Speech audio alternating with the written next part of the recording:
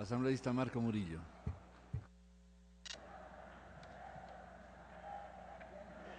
Muchas gracias, señor presidente.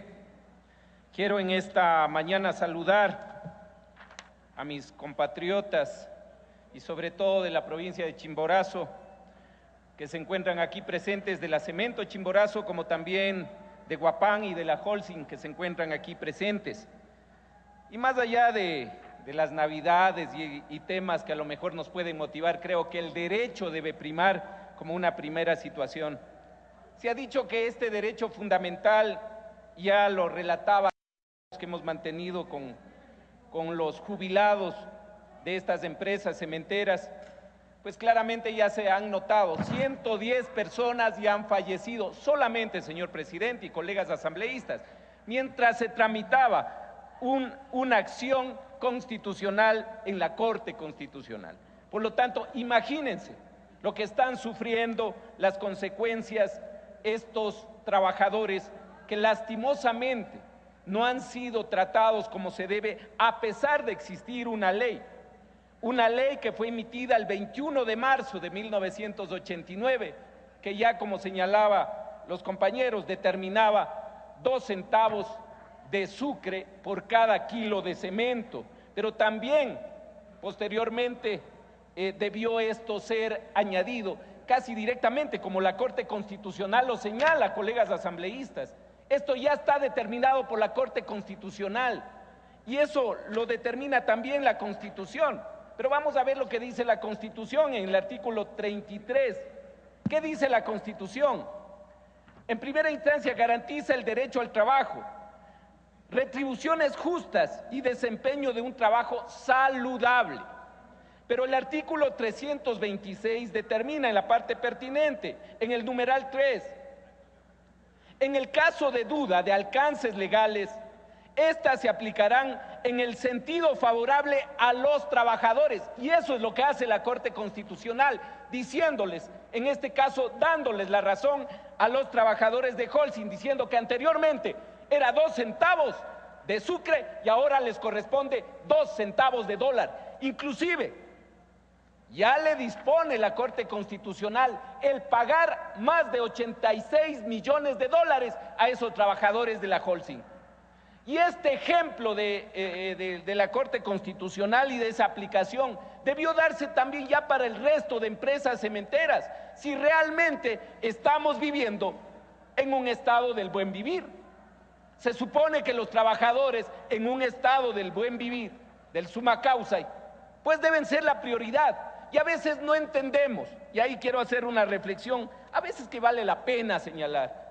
Cuando hay prioridades políticas, inmediatamente la Corte Constitucional, los jueces, el Ministerio de Trabajo, empieza ya a hacer que las cosas se cumplan. Cuando hay disposiciones políticas. Pero como acá son jubilados, como acá son simplemente trabajadores, ¿qué pasa? Preguntémonos qué pasa, ¿por qué no se están cumpliendo ya las cosas conforme la Corte Constitucional lo ha dispuesto? Porque ahora voy a tratar lo que justamente se está planteando, la ley interpretativa, el artículo 4, en este caso de la Ley de Jubilación Especial de los Trabajadores de la Industria del Cemento. Señor presidente, yo en primera instancia quisiera dar mi total respaldo y apoyo a esta ley interpretativa. Y creo que no debo decir, como señala el general Moncayo, no mía, sino nuestra, porque es un derecho fundamental de los trabajadores. Yo creo que ningún asambleísta deberíamos oponernos a esta ley interpretativa que determina con claridad que sea la moneda que está en uso en ese momento, que sean esos 2 centavos de dólar. Así es que ese tema es eminentemente claro y oportuno señalar.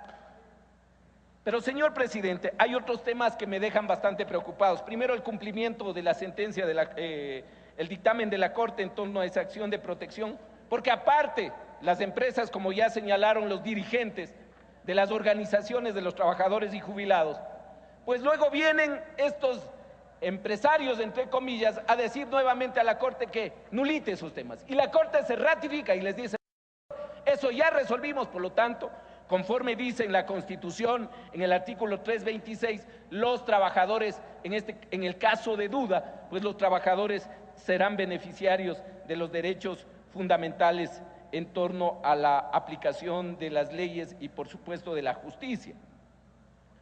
Algunas enfermedades que, aparte, no todos conocemos la realidad, pero cuáles son algunas enfermedades, quiero citarles de los muchos compañeros que están hoy aquí presentes, que ya lo están sufriendo y lo están viviendo.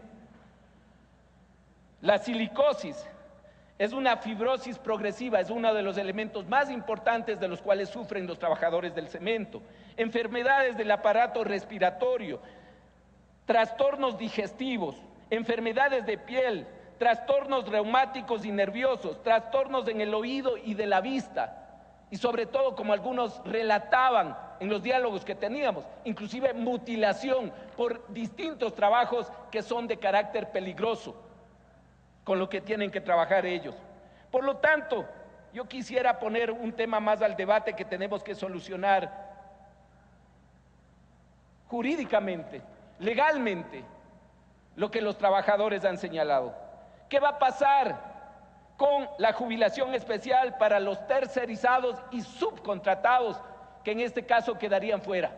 Esa es una preocupación que a esta asamblea, no solamente por Navidad debemos decir, interprétese, cuando han dicho los gremios de los trabajadores, de los jubilados, que básicamente la mayoría quedaría fuera de un derecho humano fundamental y sobre todo de una acción legal que marca la Constitución y la ley que justamente determina la jubilación especial de los trabajadores de la industria del cemento. Entonces, ahí tenemos que viabilizar la acción legal y jurídica para que esos tercerizados, subcontratados, incluso los que fueron liquidados, sean beneficiarios de esta jubilación especial. Eso realmente es un marco de justicia. Pero también hay otro tema que me deja bastante preocupado y tiene que ver con el artículo 1 de la Ley de Jubilación Especial de los Trabajadores de la Industria del Cemento. ¿Qué dice el artículo 1? Establece en beneficio de los trabajadores de la industria del cemento el derecho de jubilación especial a cargo del Instituto Ecuatoriano de Seguridad Social, una vez que haya acreditado por lo menos 300 imposiciones, cualquiera sea su edad. Esa es la preocupación que básicamente nos dan. Los trabajadores y los estudios, en este caso médicos, determinan que en aproximadamente 10 años promedio adquieren esas enfermedades que algunas, o muchas de ellas, son letales para estos trabajadores.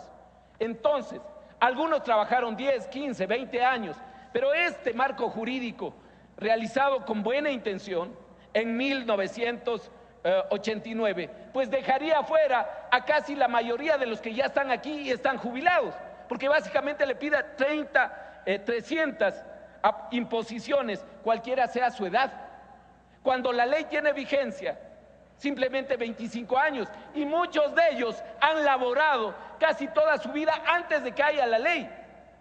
Yo entiendo, señor presidente, y a veces cuando queremos entrar en leguleyadas, sí entramos en leguleyadas, esa Corte Constitucional a veces actúa políticamente o a veces hasta la Asamblea actúa políticamente, pero creo que en los derechos humanos fundamentales no hay que actuar políticamente, señor presidente, y por lo tanto la solución jurídica tiene que salir de esta Asamblea Nacional.